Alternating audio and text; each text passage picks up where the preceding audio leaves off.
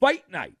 Tonight, Iron Mike Tyson set to come out of retirement and face that YouTube punk, Jake Paul, in a made-for-streaming boxing match. Now, despite a 31-year age gap, the fight is expected to be the most watched in boxing history because unlike every other fight since the early 70s or the late 70s, no pay-per-view. No pay-per-view. Netflix, this is their first sojourn into the world of live boxing and combat sports, and so they've got it. It was supposed to happen during the summer. It's going to happen now, and if you get just a small percentage of Netflix customers to watch this fight, it is going to be the record most viewed fight of all time. Now, in the lead up to tonight's boxing match, we have some audio we're going to play. This is so good. So Mike Tyson taking the intimidation factor to the next level. And I don't know if you heard about this or not. Maybe you didn't hear about it. That Mike Tyson, very kind of him to set aside some time to talk to a kid reporter. Now, a lot of broadcast companies love to hire the cute little kid to ask questions because people say, oh, look at that cute little kid. You know, and they get that to people that aren't hardo people. But this 14-year-old young lady, 14-year-old girl, interviewed Mike Tyson, the baddest man on the planet. And she did her normal question thing and all that. And she was caught off guard, though, when Mike Tyson, answering one of her questions, gave a terrifyingly morbid answer to a question she asked about legacy. So Iron Mike was asked about coming out of retirement for this fight and, you know, what it means, you know, how people are going to remember him. And rather than me tell you what Mike Tyson said, sit back, enjoy the audio stylings of Mike Tyson. Let's go to the audio tape. Well, in your return to the ring for this fight, you are setting a monumental opportunity for kids my age to see the legend, Mike Tyson, in the ring for the first time. So after such a successful career, what type of legacy would you like to leave behind when it's all said and done? No, I don't believe in the word legacy. I just think that's another word for ego.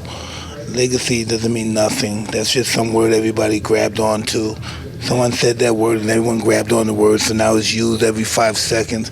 It means absolutely nothing to me. I'm just passing through. I'm going to die, and it's going to be over. Who cares about legacy after that?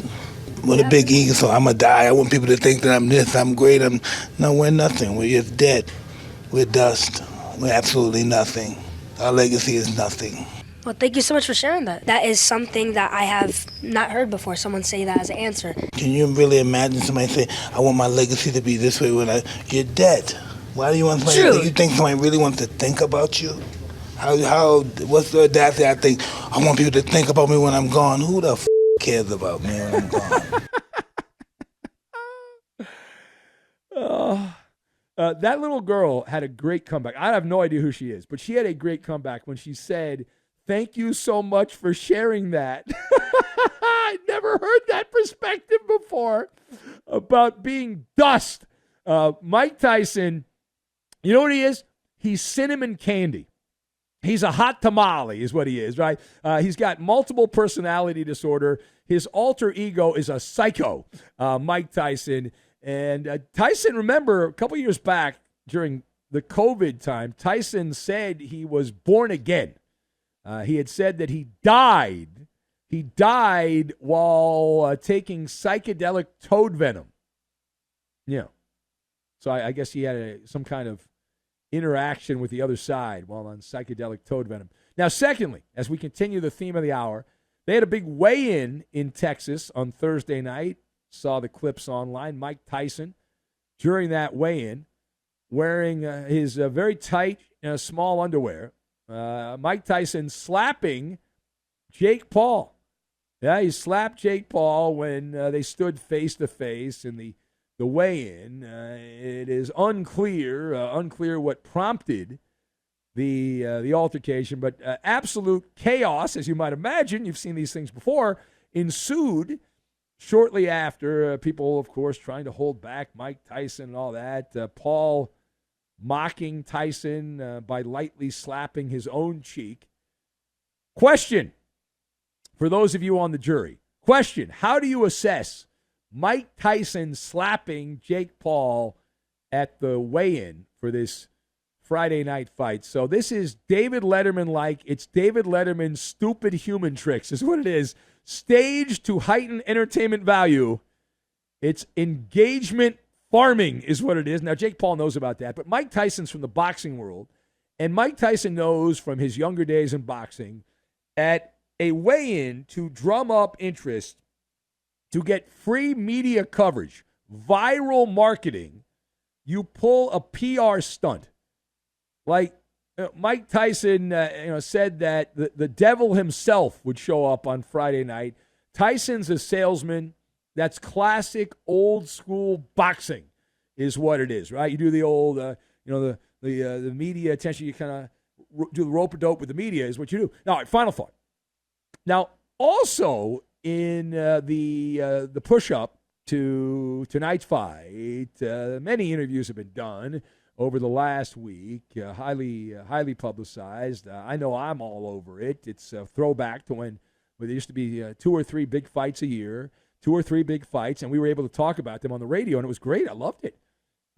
The UFC is not the same. Every once in a while, I'll cross over. There'll be a big UFC fight that'll even get my attention, but it's very rare. It's very rare. I grew up with boxing. That's my problem. I grew up, of the age where when I was a kid, I remember going to friends' houses and relatives' houses for big boxing matches on a Saturday. It was a big deal. Jim Lampley calling some big fight on pay-per-view was a big deal. So anyway, back to the point, please. Mike Tyson and Jake Paul both pushed back on the idea that this is fugazi, that it's not a legitimate fight. Jake Paul got very upset, very, very upset with that question. Mike Tyson also did not seem to enjoy it. So what are your thoughts on that? So I would like to quote one of the great philosophers of our time, Tony Stark, Iron Man, who famously said, as Supermarket Steve knows, deflect and absorb. What Jake Paul did, and I give him credit. I hate him. I hope he gets his face bashed in by Tyson. He's very annoying to me. But Jake Paul, I thought it was wonderful. He was working like he was at the old soup plantation back when that place was around, and he wasn't having the chicken soup served. He wasn't serving the French onion soup. He was serving alphabet soup is what he was serving, right? Jake Paul, rather than answer the question, he hemmed and hawed and danced around, good footwork. He attacked the media member and did not actually answer the question because deep down Jake Paul knows, and Mike Tyson is aware, that this is in the spectrum of the sham. It's on the spectrum of the sham. Throwing out insults and gobbledygook is what you're doing, right? That's the move there.